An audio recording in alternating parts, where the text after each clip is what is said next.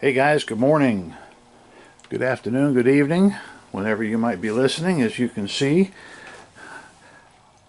our inventory of parts for coin changers by American, by Hamilton, and by Standard is growing in leaps and bounds every day. I'll show you a little bit about what's going on. We're super stocked on MEI, validators, CoinMex. Got a few CoinCos left for the diehards, and we are selling a ton of dual hopper units, the AC 2001s. We have a lot of these refurbished, and what I have coming in the next week or two is some high security dual hopper units, such as this one. I have them with single validators and dual validators. And alright, so let's get on with this video. A little bit to do with our super quality product that I'm going to show you. I think you've heard me endorse them before, but the good news is for Baton that we're going to start selling these in smaller quantities. We have a lot of customers that have maybe just one changer in their business, and they want to buy one lock. We had to sell them in quantities of 12. We had to order them in 12s, but now we're ordering more keys, and we're selling them in smaller quantities, so you can buy 1, 2, 4, 6, pretty much anything you want. So anyways guys, I very seldom endorse a product that I haven't used or I'm not currently using. I've used Baton locks since about 1986 in my own arcades, my own vending routes, amusement routes. Not only do we have the plug locks, we also have the cam locks for games, amusement, some of the vending pieces.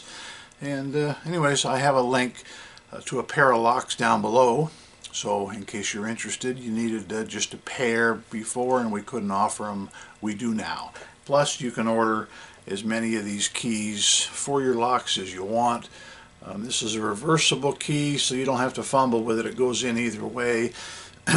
Virtually pick proof. Nobody's ever been able to show me that they could pick a Baton lock. So anyways, all right guys, a little bit about some rants here. You know, I follow the Facebook groups, and I see a lot of the same questions.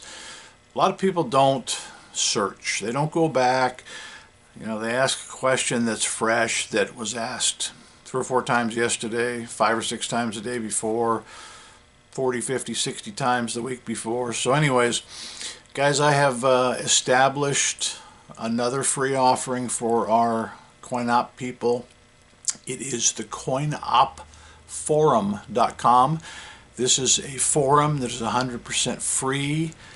You may search for what you're looking for, whether you're looking for how to find locations, or you want to have a video on repairing an MEI recycler. We're adding pages to this forum all the time.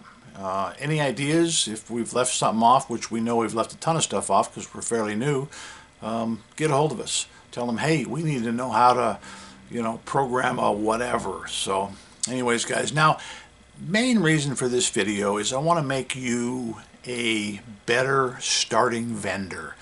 Everybody progresses at their own speed, but when you are new and you are going out to your first location, you might be having your piece of equipment delivered there. I don't recommend, if you're new, to send your first piece or two directly to the location via a freight company where it's going to be on a pallet wrapped up. You have no idea the condition this machine's coming in. I saw a post last week. Guy did just that.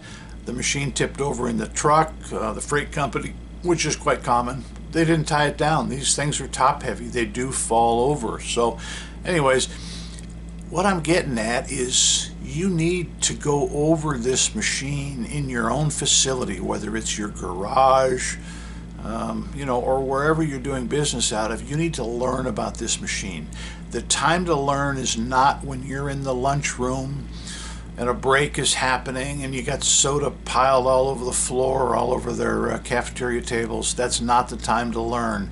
That machine should be wheeled in, it should be priced, it should be configured, all the proper shims. If it's a snack machine, all the side spacers, everything should be correct. Price labels.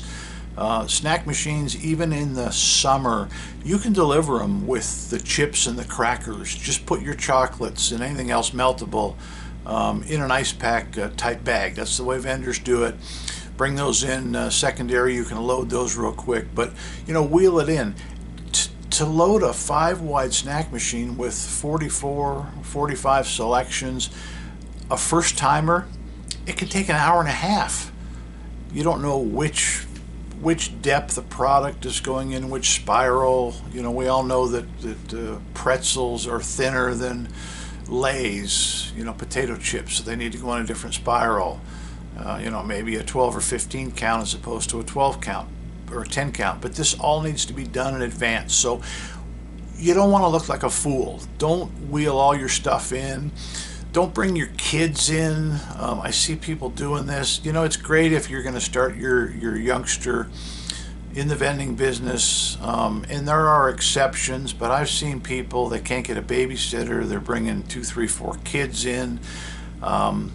Your account's lunchroom is not for them to bring all their stuff in and color and draw while you're working on your vending machines. Now, once again, I have nothing against kids. There are exceptions to the rule, but I can tell you some horror stories about lost accounts because of this. So unless your child is well-mannered and actually going to help you, maybe, I don't recommend bringing them in. You don't want to look like that guy, okay? So anyways, I've mentioned it in other videos, and I'm going to mention it again because it is the single most important thing I can tell you about being in business for yourself. Whether you're a one-man operation, you work with your husband and wife, the most important person, male or female, in your organization is the setup man. The setup man is the one that properly configures these machines. There are guys that do this for the big companies full time. They might set up a dozen pairs of equipment, all the correct shims in the bottle machine. It's going to sell Monster, it's going to sell Gatorade, it's going to sell 20 ounce, it's going to sell 16.9, it's going to sell cans. It's all got to be set up before it goes. Same with the snack machines. I did this for an operator, and they had a ton of schools, and they needed those 5-wide snacks. They bought brand new USIs, and they needed them to hold absolutely the maximum amount of snacks because these things were serviced daily.